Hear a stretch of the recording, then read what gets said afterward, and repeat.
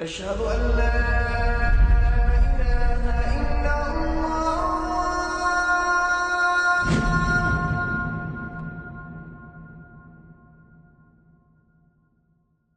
Raindrops media পরিবেশিত audio lecture series সেইরাহ। এই সিরিজে আলোচিত হবে পৃথিবীর বুকে শ্রেষ্ঠতম মানুষ রাসূলুল্লাহ মুহাম্মদ সাল্লাল্লাহু আলাইহি ওয়াসাল্লামের জীবন কথা। ইন্নাল হামদালিল্লাহি ওয়াসসালাতু ওয়াসসালামু আলা রাসূলিল্লাহি ওয়া আলা আলিহি ওয়া আসহাবিহি ওয়া সাল্লামা তাসলিমান কাসীরান মাজিদান ইলা ইয়াউমিদ্দিন, আম্মা বা'দ। আজকের পর্বের আলোচনা হচ্ছে আকাবার দ্বিতীয় শপথ নিয়ে। এই ঘটনাটি ইসলামের ইতিহাসের একটা মাইলস্টোন। এই শপথ ইসলামের অগ্রযাত্রাকে নতুন এক গতি দান করে। ইতিহাসের মোড় ঘুরিয়ে দেয়া এই ঘটনাটি বিশদভাবে আজকে আমরা আলোচনা করার চেষ্টা করব ইনশাআল্লাহ। তবে তার আগে আমরা মদিনায় কিভাবে ইসলাম প্রবেশ করল তার সারসংক্ষেপ আবারও জেনে নেই। ইবনে ইসহাক রাহিমাহুল্লাহ বলেন, যখন আল্লাহ তাআলা ইচ্ছা করলেন তার দ্বীনকে বিজয় করবেন, তার নবীকে সম্মানিত করবেন এবং তার নবীকে দেয়া প্রতিশ্রুতি পূর্ণ করবেন, তখন হজের মৌসুমে তিনি তার নবীর সাথে কিছু আনসারী লোকদের সাক্ষাৎ করালেন। এই ঘটনাটি ঘটে হিজরির 10ম বছরে। মদিনার 6 জন লোকের সাথে আল্লাহ রাসূল সাল্লাল্লাহু আলাইহি ওয়াসাল্লামের দেখা হয় এবং তারা এক সাক্ষাতেই ইসলাম গ্রহণ করে। তারা মুসলিম হয়ে মদিনায় ফিরে যায়। তবে যাওয়ার আগে পরের বছর আবার রাসূলুল্লাহ সাল্লাল্লাহু আলাইহি ওয়াসাল্লামের সাথে সাক্ষাৎ করার ব্যাপারে প্রতিশ্রুতি দিয়ে যায়। সেই 6 জন মুসলিম মদিনায় দাওয়াতের কার্যক্রম শুরু করেন। তাদের হাতে বেশ কিছু লোক মুসলিমও হয়। পরবর্তী বছরে তারা তাদের প্রতিশ্রুতি অনুসারে আবার রাসূলুল্লাহ সাল্লাল্লাহু আলাইহি ওয়াসাল্লামের সাথে দেখা করতে ফিরে আসেন। তবে এবার আসে মোট 12 জন। তাদের মধ্যে 10 জন খাজরাজ গোত্রের আর 2 জন আওস গোত্রের। এই 12 জন আল্লাহ রাসূল সাল্লাল্লাহু আলাইহি ওয়াসাল্লামের কাছে আনুগত্যের শপথ বা বায়াত করেন। এই শপথ গ্রহণ হয়েছিল আকাবায়, আর এই ঘটনা আকাবার প্রথম শপথ বা বায়াত আল উলা নামে পরিচিত। এই বায়াতের টার্মস অ্যান্ড কন্ডিশনস নিয়ে আমরা আগে আলোচনা করেছি। এই বায়াত ছিল মূলত শিরক এবং খারাপ কাজ থেকে দূরে থাকার ব্যাপারে একটি অঙ্গীকার। এটা কোনো পলিটিক্যাল বা মিলিটারি কোনো বায়াত ছিল না। এটা ছিল ইসলামী বিশ্বাস ও নৈতিকতা বোধের সাথে মদিনার মুসলিমদের অভ্যস্ত হয়ে যাবার জন্য একটা আনুগত্যের শপথ। মদিনায় মুসলিমদের নতুন একটি কমিউনিটি গড়ে ওঠার সম্ভাবনা উপলব্ধি করে রাসূলুল্লাহ সাল্লাল্লাহু আলাইহি ওয়াসাল্লাম আকাবার প্রথম শপথের পর তাদের কাছে মুসআব ইবনে উমাইরকে পাঠালেন, যেন তিনি তাদের ইসলামের বিষয়ে শিক্ষা ও দিক নির্দেশনা দিতে পারেন। মুসআব ছিলেন মক্কা থেকে আগত, আর তার স্থানীয় কারো সাহায্যের প্রয়োজন ছিল। মদিনার যেই মানুষটি মুসআবকে সর্বতোভাবে সাপোর্ট দেন তিনি হলেন আসআদ ইবনে জুরারাহ। মুসআব এবং আসআদ তাদের 2 জনের দাওয়াহ ব্যাপকভাবে মদিনায় ছড়িয়ে পড়ে এবং উল্লেখযোগ্য পরিমাণ লোক ইসলাম গ্রহণ করে। কিন্তু একটি ঘাঁটি হিসেবে মদিনা তখনও প্রস্তুত হয়নি, কারণ মদিনার নেতৃস্থানীয় লোকেরা তখনও মুসলিম হননি। আমরা আগেই বলেছি, মদিনায় ছিল 2টি মুশরিক গোত্র, খাজরাজ এবং আওস। এই দুটো গোত্রের মধ্যে যুদ্ধ চলত সমানে সমানে। মদিনার রাজনৈতিক কাঠামোটাই ছিল এমন যে যদি দুটো গোত্র কোনোভাবে এক হতে পারে তাহলে তারা একটা শক্তিশালী রাজনৈতিক এন্টিটিতে পরিণত হবে। সম্ভবত সেই বিষয়টি উপলব্ধি করেই খাজরাজ গোত্রের আসআদ আওস গোত্রের 2 নেতৃত্বশীল ব্যক্তিকে টার্গেট করেন। তারা হলেন উসাইদ বিন খুজাইর এবং সাআদ বিন মুআজ। তাদের দুজনকে বলা চলে আওস গোত্রের প্রমিনেন্ট ফিগার্স। তারা দুজন মুসলিম হওয়ার অর্থ হচ্ছে আওস গোত্রে ইসলাম শক্তিশালী অবস্থানে পৌঁছে যাওয়া। আর হলো তাই, তারা দুজনই ইসলাম গ্রহণ করলেন, যে কাহিনী আমরা বিস্তারিত আগের পর্বে আলোচনা করেছি। এরপর মদিনায় এমন একটা অবস্থা তৈরি হলো যে প্রতিটা বাসায় বা প্রতিটা পরিবারে অন্তত করে একজন হলেও মুসলিম আছে। এদিকে খাজরাজ ও আওস উভয় গোত্রের অধিকাংশ প্রভাবশালী ব্যক্তি মুসলিম হয়ে গেল, আর এভাবেই মদিনা ইসলামের একটি শক্ত ঘাঁটিতে পরিণত হল। আর এর সূত্র ধরেই সংঘটিত হল ইসলামের ইতিহাসের সবচেয়ে তাৎপর্য ঘটনার একটি, আকাবার দ্বিতীয় শপথ, যা আমাদের আজকের পর্বের মূল আলোচ্য বিষয়। এই শপথটি হয়েছিল দাওয়াতের 12 বছরে হজের মৌসুমে। তারিখটি ছিল 12 জিলহজ বা দুলহিজ্জা। নির্ধারিত সময় ঘনিয়ে এলে মদিনা থেকে 70-এর অধিক মুসলিম নিজ গোত্রের লোকদের সাথে হজের উদ্দেশ্যে বেরিয়ে পড়েন। মদিনা থেকে আসা প্রতিনিধি দলটির সাথে মুসলিম ও অমুসলিম উভয়ই ছিল। যদিও গোপন বৈঠকটি ছিল শুধুমাত্র মুহাম্মদ সাল্লাল্লাহু আলাইহি ওয়াসাল্লাম ও মুসলিমদের মধ্যে, কিন্তু তারা মদিনা থেকে যাত্রা করার সময় তাদের গোত্রের অমুসলিম সদস্যের সাথে একসাথে এসেছেন। রাসূলুল্লাহ সাল্লাল্লাহু আলাইহি ওয়াসাল্লামের সাথে সাক্ষাৎ করতে আসে 73 জন মুসলিম পুরুষ এবং 2 জন মুসলিম নারী। মদিনা থেকে আগত মুসলিমদের মধ্যে ছিলেন কাব ইবনে মালিক রাদিয়াল্লাহু আনহু। তিনি তাদের হজ যাত্রার একটি ঘটনা বর্ণনা করেন। তিনি বলেন, আমরা সেবার হজ করতে মক্কায় যাই। আমাদের মধ্যে কিছু লোক ছিল মুসলিম আর কিছু লোক ছিল অমুসলিম। আমাদের মুসলিম দলের নেতা ছিলেন বারা ইবনে মারুর। তিনি ছিলেন একজন নেতৃস্থানীয় প্রবীণ ব্যক্তিত্ব। তিনি আমাদের কাছে অর্থাৎ মুসলিমদের কাছে এসে বললেন, আমি একটি সিদ্ধান্ত নিয়েছি, এই ব্যাপারে তোমাদের মতামত জানতে চাই। তোমরা আমার সাথে একমত হবে কিনা আমি জানি না। আমার মতামত হল, সালাতের সময় কাবা ঘরকে পেছনে রাখতে আমি স্বাচ্ছন্দ্য বোধ করি না। বারা বিন মারুর কাবাকে পেছনে রেখে সালাত আদায় করতে অস্বস্তি বোধ করছিলেন। সে সময় মুসলিমদের কিবলা ছিল জেরুসালেমে অবস্থিত আল আকসা মসজিদ। কাবা ঘরকে তখনও মুসলিমদের কিবলা হিসেবে নির্ধারণ করা হয়নি, আর এই কারণে মদিনায় বসে জেরুসালেমের দিকে মুখ করে সালাত আদায় করতে গেলে কাবা ঘর তাদের পেছনে পড়ে যেত। এই কারণে বারা বিন মারুরের মধ্যে অস্বস্তি কাজ করছিল। কাব তাকে বললেন, আল্লাহ রসুল জেরুসালেমের দিকে মুখ করেই সালাত আদায় করেন, সুতরাং আমরা তার বিপরীত কাজ করব না। বারা বললেন, আমি কাবা ঘরের দিকে মুখ করেই সালাত আদায় করব। এরপর থেকে তিনি কাবা ঘরের দিকে মুখ করে সালাত আদায় করতে শুরু করেন। তারপর তারা মক্কায় এসে পৌঁছলেন। বারা তার ভাতিজা কাব ইবনে মালিককে বললেন, ভাতিজা, আমাকে রাসূলুল্লাহ সাল্লাল্লাহু আলাইহি ওয়াসাল্লামের কাছে নিয়ে চলো। সফরে কিবলা পরিবর্তন করা ঠিক হয়েছে কিনা সেই ব্যাপারে আমি রাসূলুল্লাহকে জিজ্ঞেস করব। তোমরা তো আমার কাজকে অনুমোদন দিলে না, তাই আমার খটকা হচ্ছে। চলো রাসূলুল্লাহকে জিজ্ঞেস করে দেখি আমার কাজটা ঠিক হয়েছে কিনা। কাব মক্কার এক লোকের কাছে রাসূলুল্লাহ কোথায় আছেন জানতে চাইলেন। সে বলল, আপনারা কি রাসূলুল্লাহ সাল্লাল্লাহু আলাইহি ওয়াসাল্লামকে চেনেন? কখনো তাকে দেখেছেন? কাব বললেন, না, তাকে আমরা চিনি না। সে বলল, আচ্ছা, তার চাচা আব্বাস ইবনে আব্দুল মুত্তালিবকে চেনেন? কাব বললেন, হ্যাঁ, আমরা তাকে চিনি। সে বলল, তাহলে আপনারা মসজিদুল হারামে প্রবেশ করলে দেখতে পাবেন যে আব্বাসের সাথে একজন লোক বসে আছেন, তিনিই রাসূলুল্লাহ। আমরা মসজিদে প্রবেশ করে দেখলাম আব্বাস বসে আছেন, তার সাথে রাসূলুল্লাহ সাল্লাল্লাহু আলাইহি ওয়াসাল্লামও বসে আছেন। আমরা সালাম দিয়ে তার কাছে গিয়ে বসলাম। আল্লাহ রসুল সাল্লাল্লাহু আলাইহি ওয়াসাল্লাম আমাদেরকে দেখে আব্বাসকে তার কুনিয়া নামে ডেকে জিজ্ঞেস করলেন, আবুল ফাদল, আপনি কি এই দুজন মানুষকে চেনেন? আব্বাস বলল, হ্যাঁ, চিনি। ইনি হলেন বারা ইবনে মারুর, তার গোত্রের নেতা, আর ইনি হচ্ছেন কাব ইবনে মালিক। রাসূলুল্লাহ সাল্লাল্লাহু আলাইহি ওয়াসাল্লাম বললেন, কবি কাব নাকি?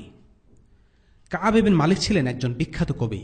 এজন্য আব্বাস যখন কাবকে পরিচয় করে দিচ্ছিলেন, তখন রাসূলুল্লাহ সাল্লাল্লাহু আলাইহি ওয়াসাল্লাম জিজ্ঞেস করলেন, ইনি কি কবি কাব কিনা?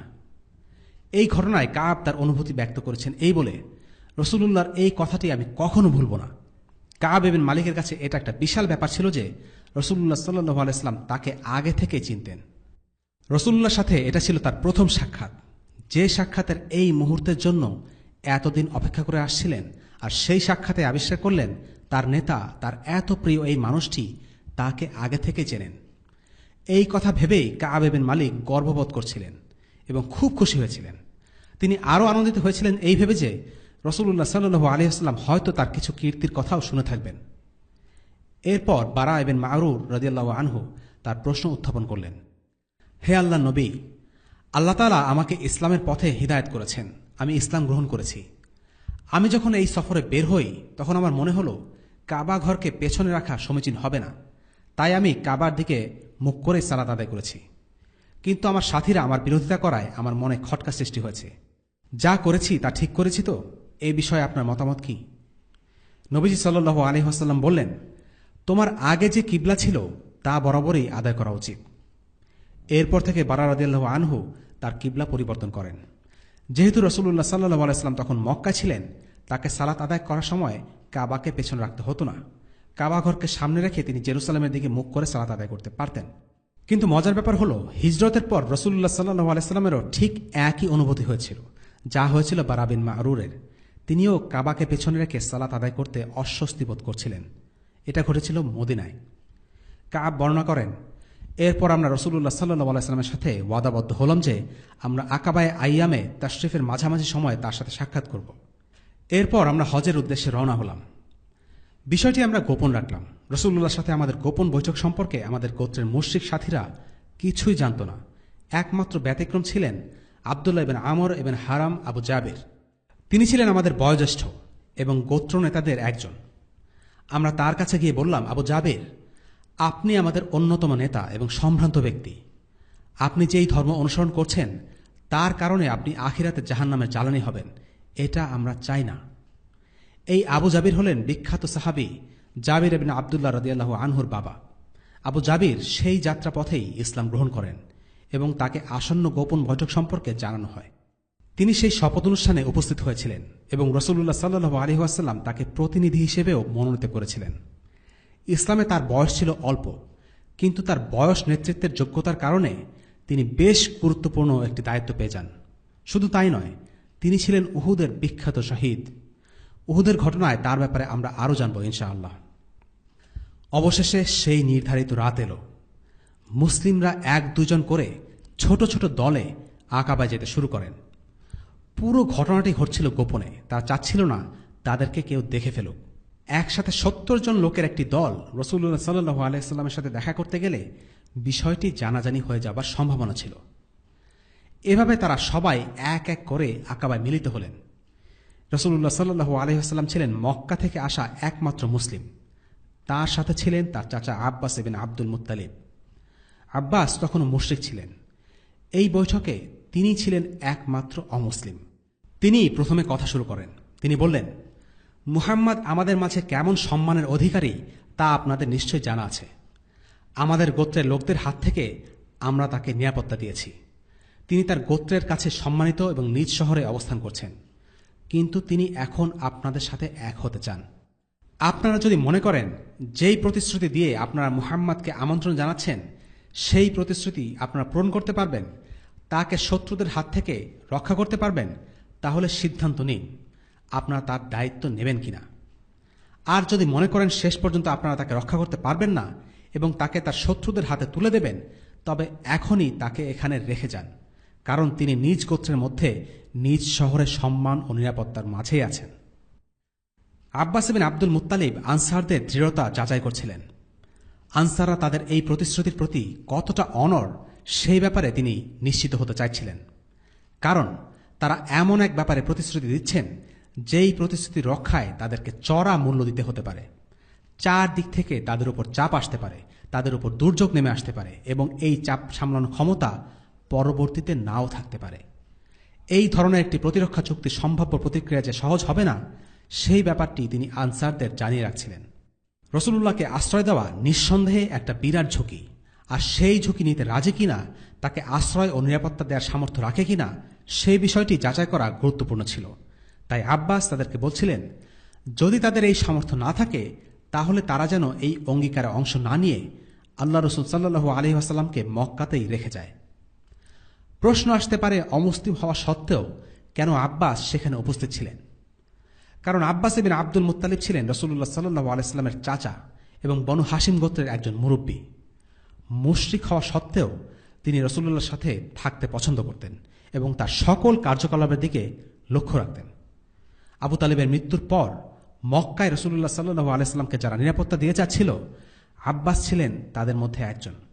তাই তিনি নিশ্চিত হতে চাচ্ছিলেন যে তার ভাতিজা যখন মক্কা ত্যাগ করে যাবে তখন যেন সে নিরাপদে থাকে, আর এ কারণেই রাসূলুল্লাহ সাল্লাল্লাহু আলাইহি ওয়াসাল্লাম তাকে বৈঠকে অংশগ্রহণের অনুমতি দিয়েছিলেন।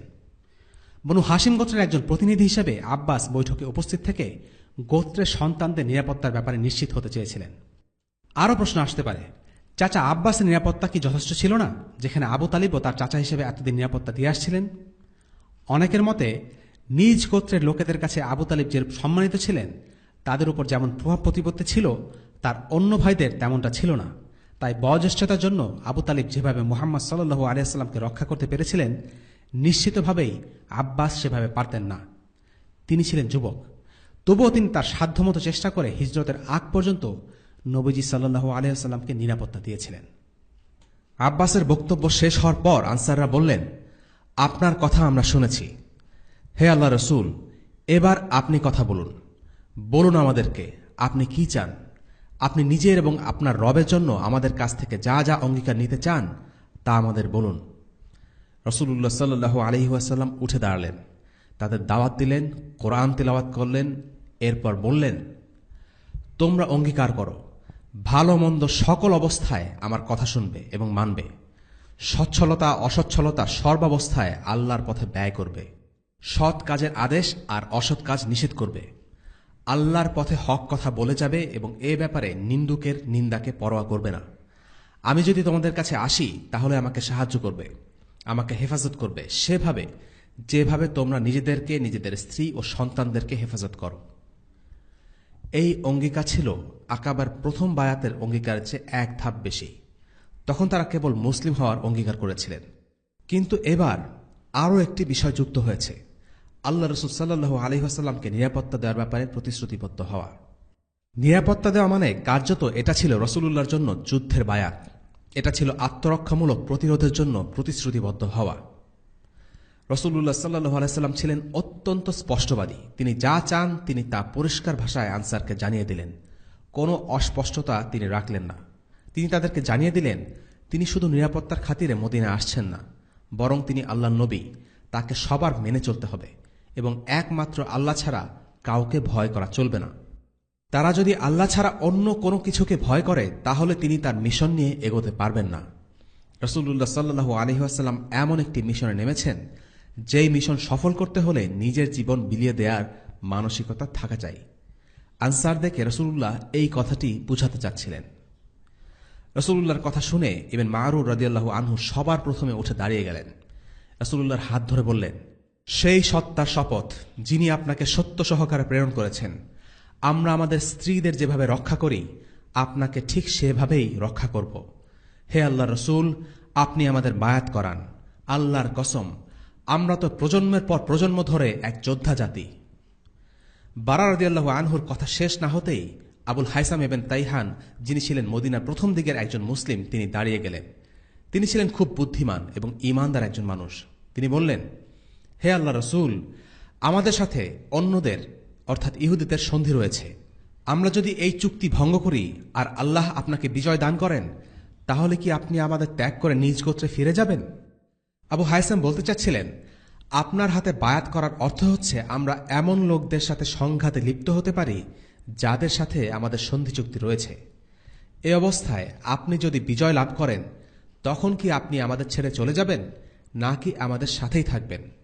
দেখুন, আমরা কিন্তু সারা জীবনের জন্য স্বেচ্ছায় অঙ্গীকারবদ্ধ হচ্ছি, কিন্তু আপনি কি আমাদের সাথে থাকবেন নাকি আমাদের ছেড়ে চলে যাবেন? আবুল হাইসামের এই কথায় আমরা দুটো জিনিস দেখি। প্রথমত তার ঈমান এবং দ্বিতীয়ত আল্লাহ রসুলের জন্য তার ভালোবাসা।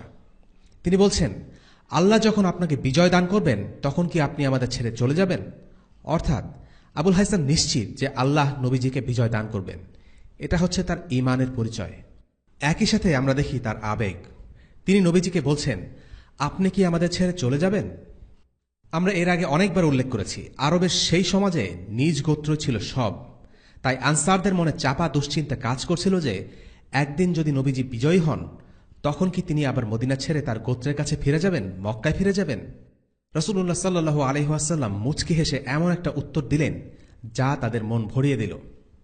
বালিদ্দামুদ্দাম ওয়াল হাদামুল হাদাম, আনা মিনকুম ওয়া আনতুম মিন্নি, ওয়া হারিবু মান হারাবতুম ওয়া সালিমু মান সালামতুম। আমার রক্তই তোমাদের রক্ত, আমার ধ্বংসই তোমাদের ধ্বংস। আমি তোমাদের আর তোমরা আমার। তোমরা যাদের সাথে যুদ্ধ করবে আমিও তাদের সাথে যুদ্ধ করব। তোমরা যাদের সাথে সন্ধি করবে আমিও তাদের সাথে সন্ধি করব। বাংলায় আমরা অনেকটা এভাবে বলি, আমরা সবাই এক, আমরা একসাথে বাঁচব, একসাথে মরব। অর্থাৎ রসুল্লাহ সাল্লাল্লাহু আলাইহি ওয়াসাল্লাম তাদেরকে কথা দিলেন যে তিনি সারা জীবন তাদের সাথেই থাকবেন এবং নবীজি এই কথা রেখেছিলেন। মক্কা বিজয়ের পর তিনি ঠিকই মদিনায় ফিরে আসেন। মক্কায় জন্মগ্রহণ করা সত্ত্বেও মদিনা শেষ পর্যন্ত হয়েছিল আল্লাহ রসুলের শহর। যাই হোক, রসুল্লাহ সাল্লাল্লাহু আলাইহি ওয়াসাল্লামের মুখ থেকে এই চমৎকার কথাগুলো শুনতে পেয়ে নবীজির হাতে বায়াত করার জন্য আনসাররা যখন তাদের হাত এগিয়ে দিতে শুরু করেন, ঠিক তখন আসাদ বিন জুরারা উঠে দাঁড়ান এবং তাদের বলেন, তোমরা একটু থামো। তিনি তার গোত্রের লোকদের ব্যাপারটিকে সহজভাবে নিতে এবং ধীরে সুস্থে করার জন্য বললেন। তিনি তাদের উদ্দেশ্যে বললেন, আমরা আজ তার কাছে এই কারণে সমবেত হয়েছি যে তিনি আল্লাহ রসুল। তাকে আশ্রয় দেওয়ার অর্থ হল সমগ্র আরবের সাথে শত্রুতা সৃষ্টি হওয়া। এর ফলে তোমাদের নেতাদের জীবন হুমকির সম্মুখীন হতে পারে, তোমাদের বিরুদ্ধে যুদ্ধের দামামা বাজবে। যদি তোমরা মনে করো তোমরা এই ঝুঁকির ভার সইতে পারবে, তবেই তাকে নিজেদের কাছে নাও। তোমাদের এই কাজের বিনিময় আল্লাহর কাছে রয়েছে। আর যদি নিজেদের জান তোমাদের কাছে প্রিয় হয়ে থাকে তবে এখনই তাকে ছেড়ে দাও। এটা হবে আল্লাহর কাছে গ্রহণযোগ্য অজুহাত। তিনি তাদেরকে মনে করিয়ে দিলেন এই অঙ্গীকার কোনো সহজ অঙ্গীকার নয়। তোমরা কি বুঝতে পারছো আমরা কিসের ব্যাপারে অঙ্গীকার করছি? যদি আমরা তাকে আশ্রয় দেই তাহলে পুরো বিশ্বের সাথে আমাদের শত্রুতা তৈরি হবে। আমাদের দিকে সব দিক থেকে তরবারি তাক করা হবে। আমাদের নেতৃস্থানীয় লোকরা মারা পড়তে পারে, আমাদের জান মাল হুমকির মুখে পড়তে পারে, বিনষ্ট হতে পারে। কাজেই যদি তোমরা অঙ্গীকার করো তবে বুঝে শুনে অঙ্গীকার করো। আর যদি তোমাদের অন্তরে কোনরূপ ভয়ভীতি থাকে তাহলে দেরি হবার আগেই এই প্রতিশ্রুতি থেকে সরে পড়ো। তিনি চাচ্ছিলেন না ঝোঁকের মাথায় বা ইমোশনাল হয়ে আনসাররা বায়াত দিক এবং পরে বিপদের মুখে সটকে পড়ুক। কিন্তু না, আনসাররা ঝোঁকের বসে না, ঈমানের চেতনায় উজ্জীবিত হয়েই আজকে বায়াত করতে এসেছেন। তারা আসাদ ইবনে জুরারাকে সরিয়ে দিয়ে বললেন, আমরা বায়াত করব এবং আমরা কখনো বায়াত ভঙ্গ করব না। আনসাররা ছিলেন অসম্ভব দৃঢ়প্রত্যয়ী। তারা প্রচণ্ড দৃঢ়তার সাথে অঙ্গীকার করেছিলেন। তারা জানতে চাইলেন, আপনাকে রক্ষার বিনিময়ে আমরা কি পাব? তারা বলতে চাচ্ছিলেন, নিজেদের ধন সম্পদ কুরবানি করে হলেও আপনাকে রক্ষা করে যাব, কিন্তু এর বিনিময়ে আপনি আমাদের কি দেবেন? এর বিনিময়ে কি? কোনো চুক্তি একতরফা হয় না। যেহেতু আমরা আপনাকে সাহায্য করতে যাচ্ছি, সেহেতু নিশ্চয়ই এর বিনিময়ে আমরা কিছু পাব। সেটা কি? রাসূলুল্লাহ সাল্লাল্লাহু আলাইহি ওয়াসাল্লাম তাদের প্রশ্নের উত্তরে শুধু একটা শব্দই বললেন, আল জান্নাহ। ব্যাস, এতটুকুই ছিল তার ওয়াদা, আর কিচ্ছু না। তিনি তাদেরকে না মন্ত্রিত্বের প্রতিশ্রুতি দিয়েছেন, না দিয়েছেন বাড়ি গাড়ি কিংবা টাকা পয়সার প্রতিশ্রুতি। তিনি শুধু তাদেরকে একটি জিনিসের ওয়াদা করেছেন, তা হল জান্নাত। আনসারদের চোখে এই বায়াত ছিল একটি লাভজনক ব্যবসা। তারা এই সুযোগ হাতছাড়া করেননি। তারা দুনিয়ার সম্পদ কিংবা ক্ষমতা চাননি, তারা শুধু জান্নাতের অঙ্গীকারে সন্তুষ্ট ছিলেন। এই বায়াত শেষ হবার পর আল্লাহ রসুল সাল্লাল্লাহু আলাইহি ওয়াসাল্লাম কিছু মানুষকে মদিনার দায়িত্বশীল হিসেবে নির্ধারণ করে দিলেন। কাব ইবনে মালিকের বর্ণনায় আল্লাহ রসুল সাল্লাল্লাহু আলাইহি ওয়াসাল্লাম বললেন, আমাকে তোমাদের মধ্য থেকে 12 জন প্রতিনিধি নির্বাচন করে দাও। তারা তাদের সম্প্রদায়ের উপর দায়িত্বশীল হবে। তারা খাজরাজ গোত্র থেকে 9 জন এবং আওস গোত্র থেকে মোট 3 জন করে 12 জন প্রতিনিধি বাছাই করে দিলেন। ইসলামের ইতিহাসে এই 12 জন নকিব রূপে পরিচিত। ইবনে ইসহাক বলেন, ওই 12 জন হলেন পূর্বোল্লেখিত আবু উমাম আসাদ ইবনে জুরারা, সাআদ ইবনে রাবি, আব্দুল্লাহ ইবনে রাওয়াহা, পূর্বোল্লেখিত রাফি ইবনে মালিক ইবনে আজলান, বারা ইবনে মারুর, আব্দুল্লাহ ইবনে আমর, পূর্বোল্লেখিত উবাদা আস-সামিদ, সাআদ ইবনে উবাদা এবং মুনজির ইবনে আমর। এই 9 জন হলেন খাজরাজ গোত্রভুক্ত। আওস গোত্রে ছিলেন 3 জন। তারা হলেন উসাইদ ইবনে হুজাইর, সাআদ ইবনে খায়সামা এবং রিফায়া ইবনে আব্দুল মুনজির। রাসূলুল্লাহ সাল্লাল্লাহু আলাইহি ওয়াসাল্লাম এই 12 জন নকিবের উদ্দেশ্যে বলেন, নিজ নিজ সম্প্রদায়ের জন্য আপনারা এক একজন দায়িত্বশীল ও জিম্মাদার। যেমন হাওয়ারিগণ ঈসা আলাইহিস সালামের পক্ষ থেকে নিজ নিজ সম্প্রদায়ের জন্য জিম্মাদার ছিলেন, আর আমি আমার সম্প্রদায়ের জন্য জিম্মাদার। উপস্থিত সকলে তাতে সম্মতি প্রদান করেন। বায়াত শেষ হওয়ার পর আল্লাহ রসুল সাল্লাল্লাহু আলাইহি ওয়াসাল্লাম সবাইকে বললেন চলে যেতে। ইবনে ইসহাক মা'বাদ ইবনে কাব থেকে তিনি তার ভাই আব্দুল্লাহ ইবনে কাব ইবনে মালিক থেকে বর্ণনা করেছেন। তিনি বলেছেন, আমরা যখন রাসূলুল্লাহ সাল্লাল্লাহু আলাইহি ওয়াসাল্লামের হাতে বায়াত করলাম, তখন আকাবা পাহাড়ের চূড়া থেকে শয়তান এমন জোরে একটা চিৎকার দিল যা ইতোপূর্বে আমরা কখনো শুনিনি। চিৎকার দিয়ে সে বলল, হে তাবু ও গৃহের অধিবাসীবৃন্দ, এক নিন্দিত লোক এবং তার সাথে কতক ধর্মত্যাগী লোকদের ব্যাপারে তোমরা কোনো ব্যবস্থা নিবে কি? তারা তো তোমাদের বিরুদ্ধে যুদ্ধ করার জন্য সমবেত হয়েছে, একমত হয়েছে। রাসূলুল্লাহ সাল্লাল্লাহু আলাইহি ওয়াসাল্লাম বললেন, এই চিৎকারকারী হল আকাবার ঘৃণ্য আজিব জিন, সে ঘৃণ্য বংশজাত। ইবনে হিশাম বলেন, শয়তানকে ইন আজিব বলা হয়। রাসূলুল্লাহ সাল্লাল্লাহু আলাইহি ওয়াসাল্লাম আরো বললেন, হে আল্লাহর দুশমন, আমরা তোকে এই সুযোগ দেব না। এরপর রাসূলুল্লাহ সাল্লাল্লাহু আলাইহি ওয়াসাল্লাম বললেন, এবার সবাই নিজ নিজ তাঁবুতে ফিরে যাও। আব্বাস ইবনে উবাদা ইবনে নাইলা বললেন, ইয়া রাসূলুল্লাহ, যে মহান সত্তা আপনাকে সত্য সহকারে প্রেরণ করেছেন তার কসম, আপনি চাইলে আগামীকাল ভোরে আমরা তরবারি নিয়ে মিনাবাসীদের উপর অভিযান চালাতে পারি। রাসূলুল্লাহ সাল্লাল্লাহু আলাইহি ওয়াসাল্লাম বললেন, না, এখনও আমরা সে বিষয়ে আদেশপ্রাপ্ত হইনি। সবাই বরং তাঁবুতে ফিরে যাও। এর পরেও কোনো না কোনোভাবে বায়াতের এই সংবাদটি কোরাইশদের কাছে পৌঁছে যায়। হজের মৌসুমে 70-এর অধিক লোকের একটি বৈঠক গোপন রাখা খুব সহজ ব্যাপার না। অথবা শয়তানের চিৎকার থেকে কুরাইশরা জেনে যায়। যেভাবেই হোক বিষয়টি জানতে পেরে তারা এই ব্যাপারে অনুসন্ধান চালায়। পরদিন ভোরে কোরাইশ নেতৃবৃন্দের একটি দল আউস এবং খাজরাজ গোত্রের তাঁবুতে প্রবেশ করে। তারা জিজ্ঞেস করল, আমরা খবর পেয়েছি তোমরা নাকি মুহাম্মাদের সাথে সাক্ষাৎ করেছ আর তাকে তোমাদের সাথে নিয়ে যাওয়ার ও নিরাপত্তা দেবার ব্যাপারে প্রস্তাব করেছ। ইয়াসরিববাসী, তোমরা জেনে রাখো, তোমাদের সাথে যুদ্ধ করা অন্য সব আরব গোত্রের সাথে যুদ্ধ করার চেয়ে আমাদের কাছে বেশি অপছন্দনীয়। কুরাইশরা জানত যে আওস এবং খাজরাজ গোত্র কোনো সহজ প্রতিপক্ষ নয়, তারা ছিলেন লড়াকু যোদ্ধা। আওস ও খাজরাজ গোত্রের মুসলিমরা চুপ করে থাকলেন, তারা কোনো উত্তর দিলেন না। উত্তর দিল আওস আর খাজরাজের মুশরিকরা। তারা বলল, কই, এরকম তো কিছু হয়নি, আমরা তো কখনো মুহাম্মাদের সাথে দেখা করিনি। গোত্রের মুশরিক সদস্যরা জানতই না যে গোত্রের মুসলিম সদস্যরা আল্লাহ রসুল সাল্লাল্লাহু আলাইহি ওয়াসাল্লামের সাথে দেখা করেছে। গোপন বৈঠকের ব্যাপারে তাদের কোনো ধারণাই ছিল না। তারা বারবার বলছিল যে তারা মুহাম্মাদের সাথে সাক্ষাৎ করেনি। কাব বিন মালিক বলেন, আমরা মুসলিমরা চুপচাপ করে একে অন্যের মুখের দিকে আর চোখে তাকাচ্ছিলাম, আমরা কোনো কথাই বলিনি। কিন্তু কুরাইশদের মন থেকে কোনোভাবেই সন্দেহ দূর হচ্ছিল না। কাব বিন মালিক চাইলেন কথার প্রসঙ্গ ঘুরিয়ে দিতে, যেন কুরাইশরা আসল বিষয়টি ভুলে যায়। সেখানে ছিল হারিস বিন হিশাম, কুরাইশদের নেতৃস্থানীয় এক ব্যক্তি। তার পায়ে একজোড়া নতুন জুতা। কাব সেটা দেখে আবু জাবিরকে উদ্দেশ্য করে বললেন, আবু জাবির, আপনি একজন বড় মাপের নেতা, আপনি কি পারেন না কুরাইশের ওই যুবকের মতো একজোড়া নতুন জুতা ব্যবহার করতে? নেতা হয়ে আপনি পুরনো জুতা পরে আছেন, আর ওই যুবক কত সুন্দর জুতা পরে আছে, এটা হলো? এই কথা শুনে হারিস মন খারাপ করে বলল, তুমি আমার জুতা নিয়ে কথা বলছো? এতই মূল্যবান আমার জুতা? লাগবে না এই জুতা। এই বলে সে পা থেকে জুতা জোড়া খুলে কাব বিন মালিকের দিকে ছুঁড়ে মারে। আবু জাবির বলে, আহ, থামো তো কাব, তুমি তো এই যুবককে খেপিয়ে তুলছ, তার জুতা তাকে ফিরে দাও। কাব বললেন, না, আমি এগুলো ফেরত দেব না, এটি আমার জন্য ভালো লক্ষণ, আমি যুদ্ধক্ষেত্রে এই জুতা পরে যাব। কাব সাময়িকভাবে পরিস্থিতি সামাল দিলেন, কিন্তু এত বড় ঘটনা গোপন থাকবার নয়। কিছুদিন পর মদিনার মুশরিকরা জেনে গেল বায়াতের আকাবার শপথের কথা। আমরা আগেই বলেছি, মদিনার সিনিয়র নেতা আবদুল্লাহ ইবনে উবাই তখনও ইসলাম গ্রহণ করেনি। সে নামে মাত্র মুসলিম হয়েছিল বদর যুদ্ধের পর, যখন তার কোনো আর উপায় ছিল না। আসলে সে ছিল মুনাফিক। সে যখন আকাবের শপথের কথা শুনল, সে বলল, এত বড় ঘটনা ঘটে গেল আর আমি কিছুই জানলাম না। আসলে জানলেও তার কিছু করা ছিল না। যদিও সে ছিল সৈয়দুল খাজরাজ বা খাজরাজদের নেতা, কিন্তু তার অধীনস্থদের অনেকেই ততদিনে মুসলিম হয়ে গেছেন। খাজরাজ গোত্রের সেকেন্ড ইন কমান্ড ছিলেন সাআদ ইবনে উবাদা। সাআদ ইবনে উবাদাই মুসলিম হয়ে গেছেন, আর তিনি আকাবার শপথে অংশও নিয়েছিলেন। তাই আবদুল্লাহ ইবনে উবাইয়ের কাছে একার পক্ষে কিছুই করা ছিল না, কারণ যদিও সে গোত্রের নেতা, গোত্রের সদস্যদের বিরুদ্ধে অবস্থান নিয়ে তখন সে সুবিধা করতে পারবে না। এজন্য আল্লাহ রসুল সাল্লাল্লাহু আলাইহি ওয়াসাল্লামকে মেনে নেওয়া ছাড়া তার কোনো উপায় ছিল না। অন্যদিকে কুরাইশ মুশরিকরাও আবিষ্কার করল যে আকাবার সেই রাতে আসলেই মদিনার মুসলিমরা আল্লাহ রসুলকে রক্ষা করার শপথ করেছে। তারা বিষয়টা স্টপ করার জন্য মরিয়া হয়ে উঠল।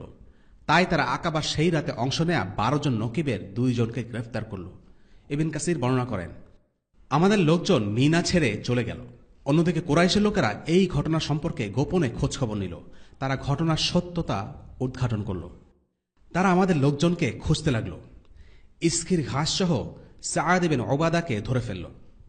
মুনজির বিন আমর, যিনি বনু সাঈদা বিন কাব বিন খাজরাজ গোত্রের মিত্র ছিলেন, তাকেও তারা খুঁজে পেল। তারা দুজনেই ওই রাতে নকিব নির্বাচিত হয়েছিলেন, কিন্তু মুনজির তাদেরকে ফাঁকি দিয়ে কৌশলে পালিয়ে আসলেন।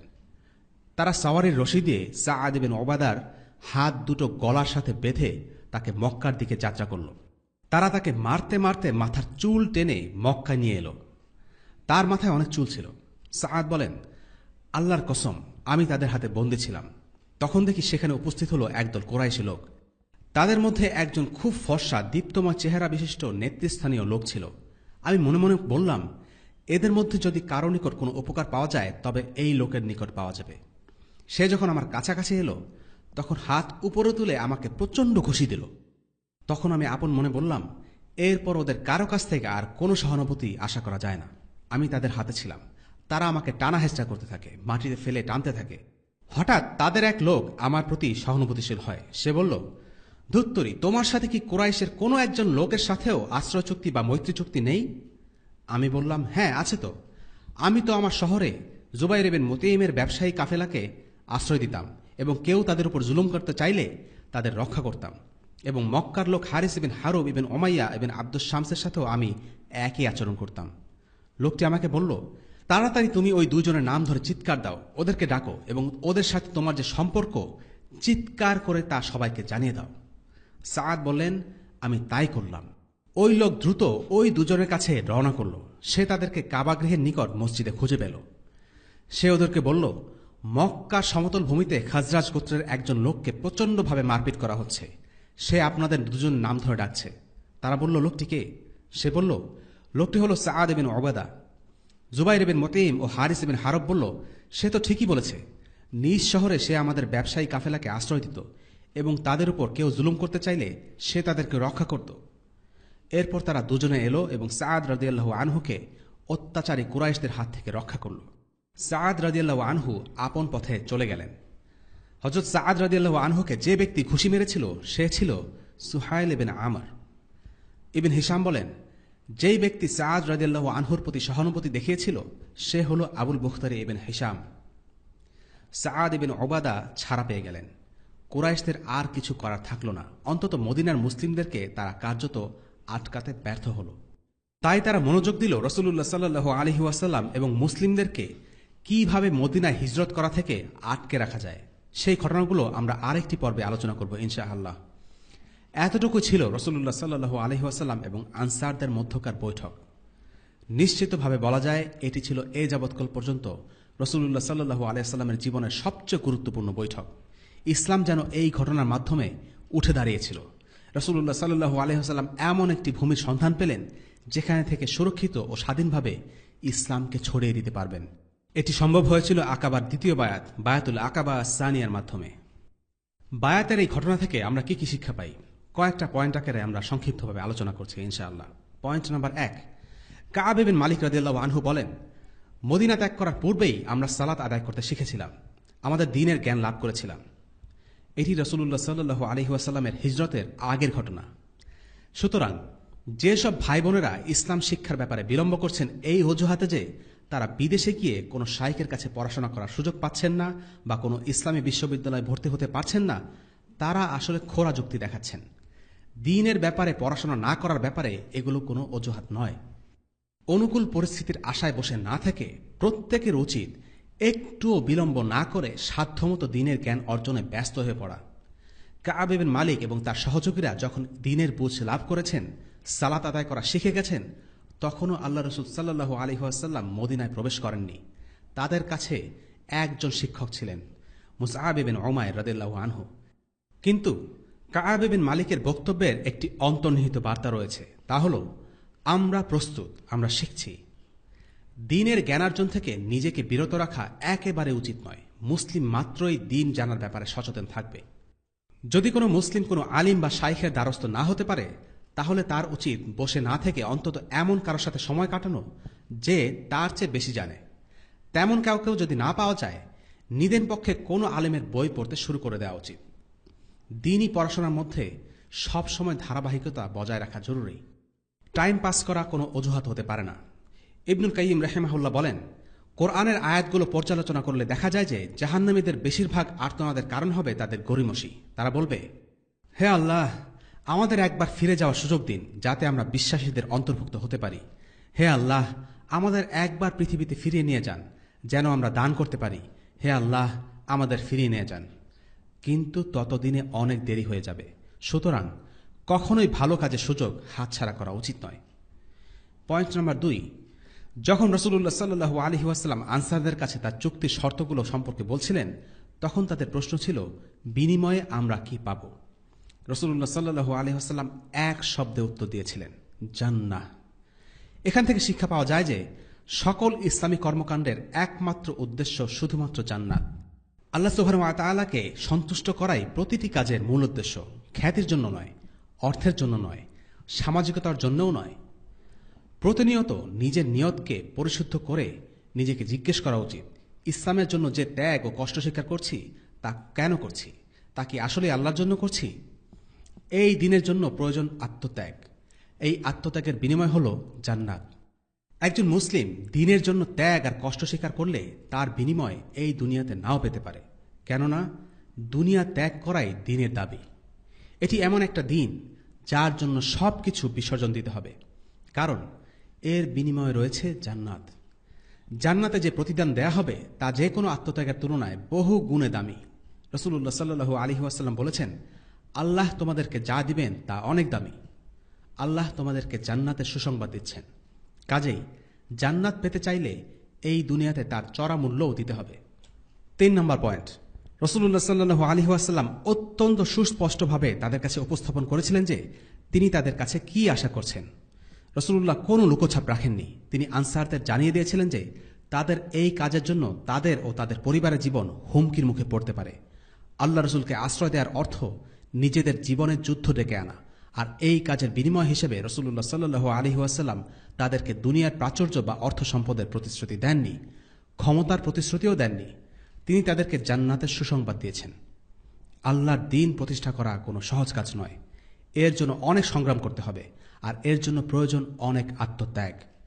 ওমর ইবনুল খাত্তাব রাদিয়াল্লাহু আনহু বলেছিলেন, আয়েশের জীবন ছেড়ে দাও, আরামের জীবন চিরস্থায়ী হবে না। কাজেই যারা দ্বীন প্রতিষ্ঠার কাজ করতে চায় তাদের মনে রাখতে হবে এই কাজের জন্যে দুনিয়াকে বিসর্জন দিতে হতে পারে, আর সে হিসেবেই নিজেদের প্রস্তুত করে নেওয়া জরুরি। 4 নম্বর পয়েন্ট, আকাবের দ্বিতীয় বায়াতে আল্লাহ রাসূল সাল্লাল্লাহু আলাইহি ওয়াসাল্লামের সাথে 70-এর অধিক লোক সাক্ষাৎ করতে এসেছিলেন। তারা ছাড়াও আরও অনেক মুসলিম ছিল যারা হয়তো সেখানে আসেনি, কিন্তু বায়াত গ্রহণ করা মাত্রই রাসূলুল্লাহ সাল্লাল্লাহু আলাইহি ওয়াসাল্লাম তাদেরকে বললেন 12 জন নেতা বা নুকাবা মনোনীত করতে। অর্থাৎ তিনি তাদেরকে ছোট ছোট দলে বিভক্ত করে তাদের জন্য একজন করে নেতা নিযুক্ত করেন।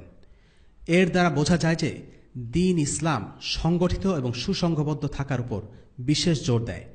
আর এখানে যেহেতু মুসলিমদের একটি দল রাসূলুল্লাহ সাল্লাল্লাহু আলাইহি ওয়াসাল্লামের সরাসরি তত্ত্বাবধানে নেই, তাই রাসূলুল্লাহ চেয়েছিলেন যে তারা যেন নিজস্ব কাঠামোর অধীনে দলবদ্ধ থাকে।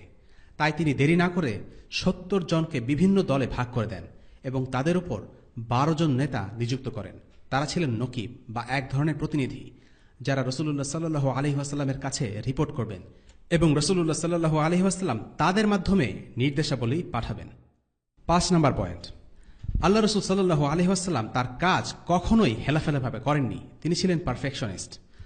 বিশেষ করে আকাবার দ্বিতীয় শপথে রাসূলুল্লাহ সাল্লাল্লাহু আলাইহি ওয়াসাল্লাম অনেকগুলো সতর্কতামূলক ব্যবস্থা নিয়েছিলেন। প্রথমত, যথাযথ টাইমিং। এই শপথের ঘটনা ঘটেছিল আত-তাশরিকে, অর্থাৎ রাতের বেলার 1/3 পার হবার পর, যখন বেশিরভাগ লোক ঘুমন্ত। দ্বিতীয়ত, যথাযথ স্থান নির্বাচন। এই শপথ হয়েছিল পাহাড়ের এমন এক পাশে গিরিসংকটে যেখানে সাধারণত কেউ যাওয়া আসা করে না। তৃতীয়ত, 75 জন লোক একসাথে না এসে তারা 1-2 করে করে এসেছেন, যেন বাকিরা টের না পায়। চতুর্থত, এই মিটিংয়ে ছিলেন কেবল নবীজির চাচা আব্বাস। আলী এবং আবু বকর রাদিয়াল্লাহু আনহুমা তারা 2 জন এই মিটিংয়ের কথা জানতেন, তবে তারা ইচ্ছে করেই আসেননি। আলীর দায়িত্ব ছিল পাহাড়ের দিকটা পাহারা দেওয়া, আর আবু বকর পাহারা দিয়েছেন রাস্তার দিকটা, যেন অতর্কিতে কেউ চলে আসতে না পারে। এই 3 জন ছাড়া আর কেউই এই মিটিংয়ের কথা জানতেন না। 6 নম্বর পয়েন্ট, পর্যাপ্ত সতর্ক ব্যবস্থা নেয়ার পরেও শয়তান যখন চিৎকার করে কুরাইশদের জানিয়ে দিল, তখন রাসূলুল্লাহ সাল্লাল্লাহু আলাইহি ওয়াসাল্লাম তাড়াহুড়ো বা ঝোঁকের বশে কোনো সিদ্ধান্ত নিলেন না। তিনি প্যানিকড হয়ে যাননি, যেটা হওয়াটা অস্বাভাবিক না। নবীজি মাথা ঠান্ডা রাখলেন। একজন আনসার প্রস্তাব করেছিলেন কুরাইশদের আক্রমণ করার, কিন্তু রাসূলুল্লাহ সাল্লাল্লাহু আলাইহি ওয়াসাল্লাম সেটি আমলে নেননি, কারণ আল্লাহ তখনও তাকে যুদ্ধের আদেশ দেননি। যে বিষয়ে আল্লাহ তাআলার পরিষ্কার কোনো আদেশ থাকবে, সেখানে একজন মুসলিম নিজের অপিনিয়নকে ত্যাগ করবে। 7 নম্বর পয়েন্ট, বায়াতের শর্তগুলো নবীজি খুব চমৎকারভাবে সেট করেছেন। আমরা যদি ভেঙে ভেঙে দেখি তাহলে দেখব একটি শর্ত হচ্ছে সহজ ও কঠিন উভয় সময়ে রাসূলুল্লাহকে মান্য করা। আরামায়েশের সময় আনুগত্য করা যতটা সহজ, কঠিন আর বিপদের সময় ততটা নয়। হাতে যখন শক্তি আর ক্ষমতা থাকে তখন আনুগত্য করা সোজা, কিন্তু দুর্বলতার সময় ত্যাগ স্বীকার করা সহজ নয়। নবীজি তাই স্পেসিফিক্যালি 2 ধরনের সময়ের কথাই বায়াতের শর্তে উল্লেখ করেছেন। একইভাবে তিনি বলেছেন আল্লাহ রসুলের প্রতি তাদের সাপোর্ট হবে সব রকম অবস্থায়, সচ্ছল বা অসচ্ছল 2 অবস্থাতেই। আরেকটি শর্ত ছিল নিন্দুকের নিন্দাকে পরোয়া না করা। আল্লাহ রসুল সাল্লাল্লাহু আলাইহি ওয়াসাল্লাম ছিলেন তাদের নেতা, তাদের উপদেশদাতা। যখন মানুষ ইসলামের বাধ্য হবে, অনুগত হবে, তখন তাদেরকে ভালো কাজের আদেশ, মন্দ কাজে নিষেধ করা সহজ। কিন্তু যখন তারা অবাধ্য হবে, তখন এই কাজটির জন্য প্রয়োজন ধৈর্য। বিপদের সময় বা পরীক্ষার সময় মানুষ চট করে আল্লাহ রসুল সাল্লাল্লাহু আলাইহি ওয়াসাল্লামের উপর দোষ চাপিয়ে দিতে পারে, তার সমালোচনা করতে পারে। তাই নবীজি বলেছেন সমালোচকদের সমালোচনায় পরোয়া না করে নিজের দায়িত্ব পালন করা। আর সর্বশেষ একটি শর্ত ছিল, নবীজিকে রক্ষা করার জন্য আনসাররা শুধু মদিনার ভেতরে যুদ্ধ হলে তাকে প্রোটেক্ট করতে বাধ্য থাকবে। শাইখ সাল্লাবি বলেছেন, এটা হতে পারে আনসারদের ঈমানকে টেস্ট করা। আসলেই যদি তারা ঈমানদার হয়ে থাকে, নবীজিকে ভালোবেসে থাকে, তাহলে শুধু মদিনার ভেতরে কেন, মদিনার ভেতরে বাইরে পৃথিবীর সবখানে নবীজিকে রক্ষা করবে। আনসাররা তাই ছিলেন, তাই তারা নবীজির জন্য মদিনার বাইরে গিয়েও যুদ্ধ করেছেন। সাআদ ইবনে মুআজ রাদিয়াল্লাহু আনহু বলেছিলেন, হে আল্লাহ রসুল, আপনার জন্য আমরা বারাকাল গামাদ পর্যন্ত যুদ্ধ করতে রাজি আছি। অর্থাৎ কথাটা এমন যে আমরা পৃথিবীর সর্বশেষ প্রান্তে গিয়ে হলেও আপনার জন্য লড়ব। 8 নম্বর পয়েন্ট, বারা ইবনে মারুরের ঘটনাটি আমরা আলোচনা করেছি। সেখানে একটি গুরুত্বপূর্ণ শিক্ষা আছে যা সিরাত জুড়ে বারবার এসেছে। বারা মক্কার দিকে মুখ করে সালাত আদায় করেছিলেন, যদিও তখন পর্যন্ত হুকুম ছিল জেরুসালেম অভিমুখে হয়ে সালাত আদায় করা। গোত্রভিত্তিক সমাজে গোত্র নেতার কথা মানুষ এক বাক্যে মেনে নিত, কিন্তু বারা ইবনে মারুর যখন কাবার অভিমুখে হয়ে সালাত আদায় করলেন, কেউ তার কথা শোনেনি। তিনি একাই কাবার দিকে মুখ করে সালাত পড়েছেন, আর বাকিরা জেরুসালেমের দিকে। এতে বোঝা যায় ইসলাম গ্রহণ করার সাথে সাথেই এই মানুষগুলো কি গভীরভাবে বদলে যেতেন। 2 দিন আগেও তারা গোত্রনেতার কথায় উঠবস করতেন, কিন্তু আজকে তারা মুসলিম হয়েছেন, তাই তাদের আনুগত্য আল্লাহ এবং তার রসুলের প্রতি। তারা দেখলেন তাদের নেতা আল্লাহ রসুল সাল্লাল্লাহু আলাইহি সাল্লামের আদেশ অনুযায়ী সালাত আদায় করছেন না, তাই তারা তার কথা শুনলেন না। কারণ তাদের কাছে সবচেয়ে গুরুত্বপূর্ণ বিষয় তখন তাদের কালচার বা নেতার আদেশ নয়, বরং তাদের কাছে সবচেয়ে ইম্পর্টেন্ট বিষয় হচ্ছে রাসূলুল্লাহ সাল্লাল্লাহু আলাইহি ওয়াসাল্লামের সুন্নাহ। 9 নম্বর পয়েন্ট, যেই 12 জনকে নকিব নির্ধারণ করা হয়েছিল সেটা আল্লাহ রসুল সাল্লাল্লাহু আলাইহি ওয়াসাল্লাম নিজের পছন্দ মতো করেননি, বরং 75 জন মিলেই সিদ্ধান্ত নিয়েছিল কারা হবে নকিব। এর থেকে বোঝা যায় রাসূলুল্লাহ সাল্লাল্লাহু আলাইহি ওয়াসাল্লাম শুরা বা মিউচুয়াল কনসালটেশনকে উৎসাহ দিচ্ছিলেন। 12 জনের মধ্যে 9 জন ছিলেন খাজরাজের, কারণ খাজরাজের মুসলিমরা ছিলেন আউস থেকে সংখ্যায় বেশি। এবং 10 নম্বর পয়েন্ট, যেই 75 জন আনসার রাসূলুল্লাহ সাল্লাল্লাহু আলাইহি ওয়াসাল্লামের হাতে বায়াত করেছিলেন, তাদের মধ্যে প্রায় 1/3 আল্লাহ রাসূল সাল্লাল্লাহু আলাইহি ওয়াসাল্লামের যুগে বিভিন্ন জিহাদে শহীদ হয়ে যান। যারা বেঁচে ছিলেন তাদের অনেকে ছিলেন বড় মাপের সাহসী মুজাহিদ। বদর, উহুদে অংশ নিয়েছেন অনেকেই। সাআদ ইবনে রাবি, আব্দুল্লাহ ইবনে হারাম আবু জাবির, জাকওয়ান ইবনে আবদ শহীদ হন উহুদের যুদ্ধে। আব্দুল্লাহ ইবনে রাওয়াহা শহীদ হন মুতার যুদ্ধে। আবু আইয়ুব রোমানদের সাথে যুদ্ধে শহীদ হয়েছেন। খাল্লাদ ইবনে সুআইদ বনু কুরাইজার যুদ্ধে শহীদ হন। বিশর ইবনে বারা শহীদ হন খাইবারের যুদ্ধে। এরকম অনেকে আছেন। আবু তালহা ছিলেন উহুদের এক বীর সৈনিক। যে 2 জন নারী এই বায়াতে ছিলেন তাদের মধ্যে একজন হলেন নুসাইবা বিনতে কাআব। তিনি ছিলেন একজন বিখ্যাত নারী যোদ্ধা। একজন নারী হয়েও অনেক যুদ্ধে তিনি সরাসরি অংশ নিয়েছিলেন। এ থেকে আমরা পরিষ্কারভাবে একটা জিনিস দেখি, তা হল আনসাররা তাদের কথা রেখেছিলেন। তারা জান্নাতের জন্য সব কিছু ছাড়তে রাজি ছিলেন। তাদের পরে আর কেউ আসেনি যারা তাদের কাছাকাছিও যেতে পেরেছেন। আল্লাহ তাআলা এই মানুষগুলোকে কবুল করে নিন, আমাদেরকেও জান্নাতে তাদের সাথে থাকার তৌফিক দান করুন। ওয়াসাল্লাল্লাহু আলা সাইয়্যিদিনা মুহাম্মদ ওয়া আলা আলিহি ওয়া আসহাবিহি ওয়া সাল্লাম। আলহামদুলিল্লাহি রাব্বিল আলামিন। আসসালামু আলাইকুম ওয়া রাহমাতুল্লাহি ওয়া বারাকাতুহু। রেইনড্রপস মিডিয়ার অন্যান্য প্রজেক্ট সম্পর্কে জানতে ভিজিট করুন www.raindropsmedia.org অথবা ফেসবুক পেজ www.facebook.com/raindropsmedia অথবা ইউটিউব চ্যানেল www.youtube.com/raindropsmediaorg2015